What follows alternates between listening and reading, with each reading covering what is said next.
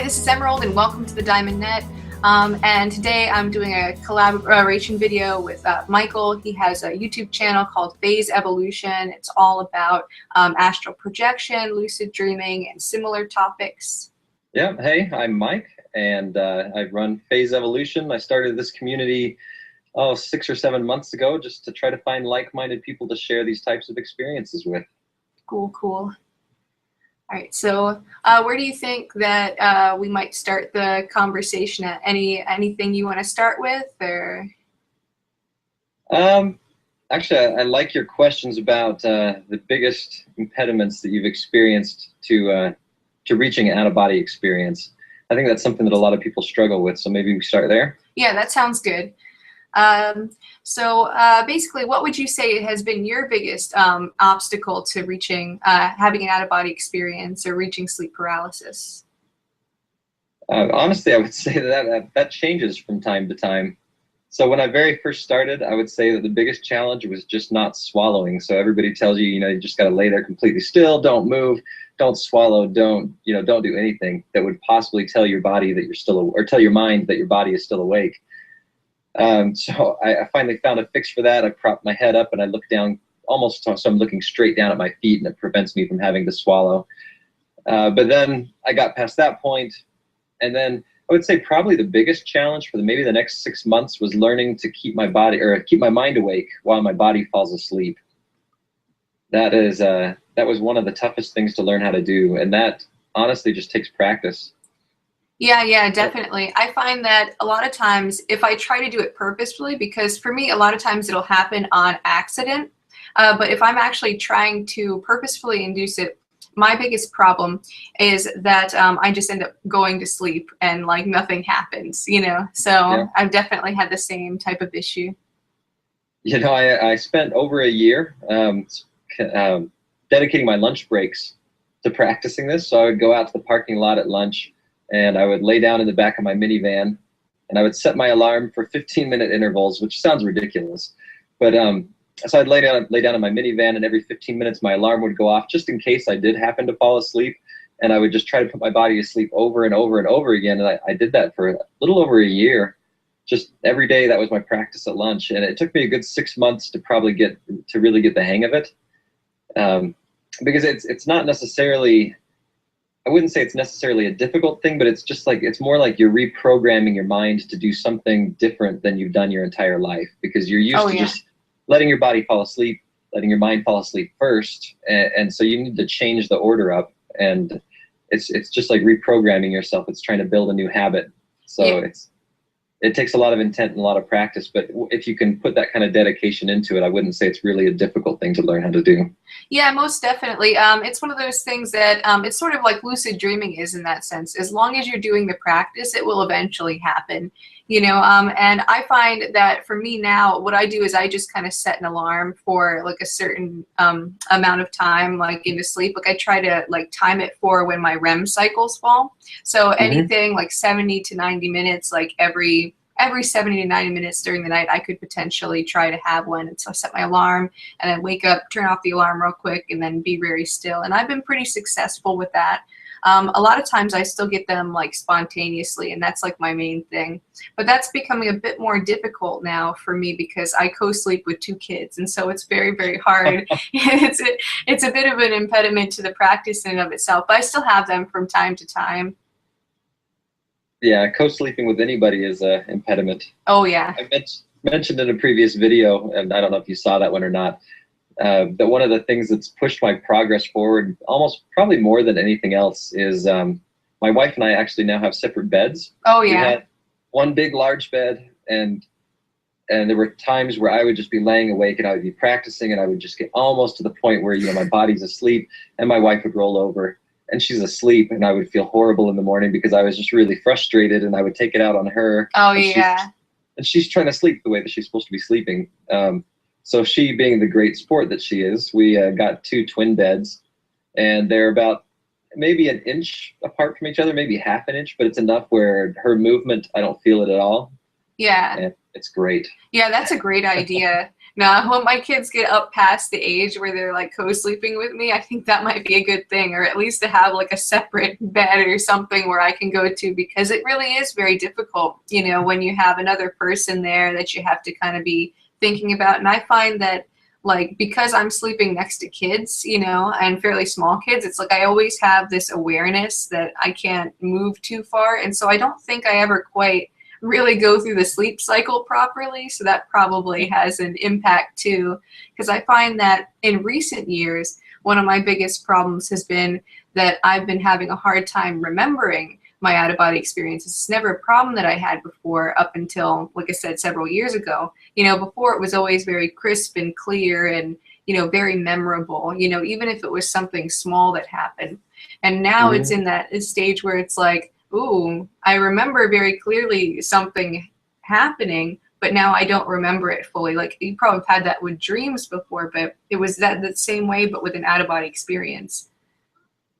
Huh, yeah, interesting. You know, you mentioned the wake back to bed method where you set an alarm to try to catch your REM cycle, and you wake up and then you try to hold still and try to induce one of these things. Do you practice in your bed, or do you get up and you move to another location? No, I just practice in my bed. Okay. Yeah, I kind of keep my phone underneath my pillow, and then that way I can just grab that real quick and then stay very still. Oh, okay. I was going to say that's one of the things that helps me out quite a bit, is if I separate my projection space from my sleeping space. And I don't know if you've ever tried that, but I got the idea from William Buhlman. So I was reading his book, and he has what he calls a projection couch. Oh, yeah. And he goes and he lays down on his couch, and that's his standard place to project. And that way, when he's laying on his couch, his mind, subconsciously, his mind says, oh, I'm about to project because I'm laying on the couch, versus going to bed and his mind says subconsciously, oh, it's time to sleep because I'm laying in bed. And if he keeps those two spaces separate, then he has more success. And I've actually found that helps quite a bit. I go downstairs in the middle of the night and I'll lay on the recliner, and it does a couple of things. So first, it keeps me from being too comfortable, so I don't fall too deeply asleep, which is a good thing. You kind of want to hover on that awake asleep threshold. Oh, yeah. And then the other thing is, like I said, it's not my bed, so my mind doesn't immediately associate that with sleep. Yeah, definitely. No, that sounds like a really great idea. And actually, I find that my more autonomous out-of-body experiences of the recent years have happened when I was on the couch, or when I've been sleeping in the other bedroom that I don't normally sleep in. So I wonder if it's even just the unfamiliarity factor too, like the degree to which, like, ooh, something's a little bit off, but so it keeps you maybe like just a little bit more alert. I don't know, that's just kind of a thought that I have relative to it. Oh, I think that's definitely valid, because I tend to have good experiences when I go camping, or I've actually gone and laid down in my daughter's bed because, you know, my wife will be sick or something, and so it's hard to sleep next to her, so I'll go and lay down in my daughter's bed after she's already woken up for the morning, or, you know, things like that. And just being in an unfamiliar location does seem to help the process. Yeah. If you had to give one piece of advice to somebody who's trying to induce sleep paralysis for the first time, or have an astral projection experience for the first time, what would that be? That is an easy one, because it's something I struggled with for a really long time. And I would say the best piece of advice I could give you is to learn to love the process.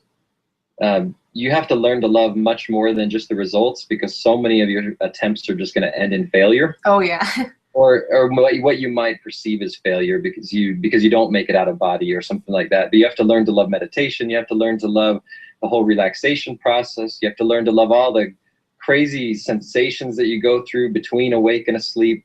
You have to learn to love the noise and the vibrations and the periodic voices that you hear and the music that you hear, and just the random crazy stuff. And if you can learn to love all of that, then whether or not you make it to that final state, and whether or not you have that out-of-body experience, it'll keep you from getting frustrated. Because in my early days, there were multiple times where I just wanted to quit. I just thought, you know, it's taken me 4 months to get my next experience, and then maybe I've got another 4 months before I'll have another experience. And it just felt like I was really pushing really, really hard and trying really, really hard for something that was so unattainable.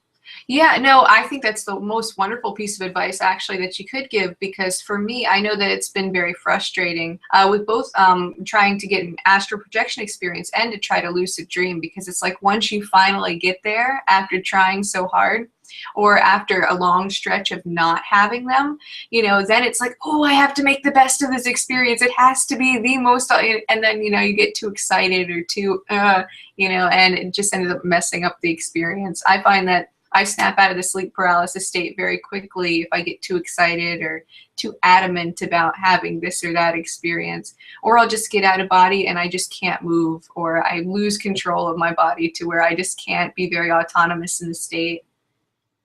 Yeah, with lucid dreaming, I would say you're like you said, it's exactly the same thing. You have to just learn to love dreaming in general, and then when you have a lucid dream, it's like a bonus. Yeah, that's a great way to think of it. Write down all of your dreams, enjoy all of your dreams, look forward to going to bed at night, because just, you know, expect that you're going to have amazing dreams. And when you have a lucid dream, then it's just a plus. So if you can learn to love the process, it'll keep you from getting frustrated. It'll allow you to continue focusing on it. Just like, you know, it takes practice to learn an instrument or learn a language. It takes practice to do this. And if you can learn to love all of the practice, then you'll be able to stick with it and get results. That's great advice. I so wish I had that piece of advice when I first started out. That would make things so much more pleasant, because like I even still get frustrated sometimes, like if I get right there, or sometimes one thing that really discourages me is I'll be afraid, you know, like where it's like, oh no, not this time, you know, and I'll just snap myself out of it and go back to sleep, you know. So it's always like there was, oh man, I could have had a really awesome experience, you know. So I definitely think that learning to love the process is a great advice for beginners and for people who have been doing it for a long time. So speaking of afraid, that makes me curious. What is it that you run into that makes you afraid? Because I'll be honest, that's one of the things that I've really run into when I started my channel that was surprising to me, is how many people are fearful of this type of process. Well, and some of them, I find some of them are maybe religious based, because their religion tells them it's wrong, or some of them believe demons are going to possess their bodies, or some of them believe they can't come back, or they'll be stuck out of body and they don't know what they're going to do if they can't get back again. What is it fear based that you've run into? well, I was talking to you about my first projection experience before we started filming. And so basically I started off with a creepy experience where basically I was staying the night over at my mom's house. I was facing the opposite direction of her. And, you know, she started tickling me under the arms. And I basically just thought that my mom was being weird. It was way off character for her. But it just, the tickling sensation didn't stop when I told her to stop. It just kept getting tighter and tighter to where I knew, oh my God, this is not my mom back here. And then, you know, at the time I wasn't fully paralyzed, but the tighter that tickling sensation got, the more it was like I just couldn't move, and it was like 2 minutes of hell.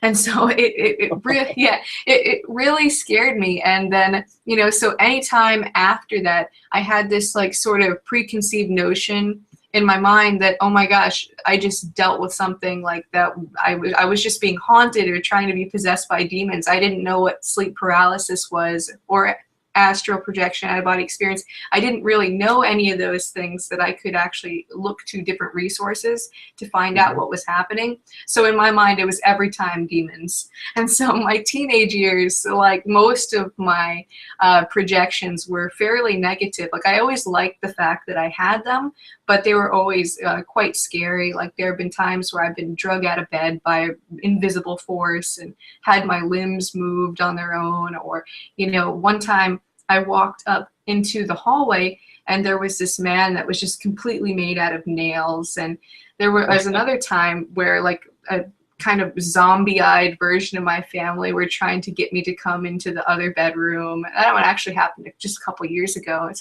So I've had some scary experiences, but overall my experience with astral projection has just been overwhelmingly positive, you know. So I don't want to scare anybody away with those, but you know, it's enough to make me a little bit like nervous to have them sometimes, where I'm like, oh, do I want to run the risk this time? No, I'll just go back to bed. So that's like that probably sabotages me about 50% of the time, because I usually only, like, if I get sleep paralysis maybe twice a month to 3 times a month, maybe 1 or 2 of those times I might just opt to go back to sleep, you know?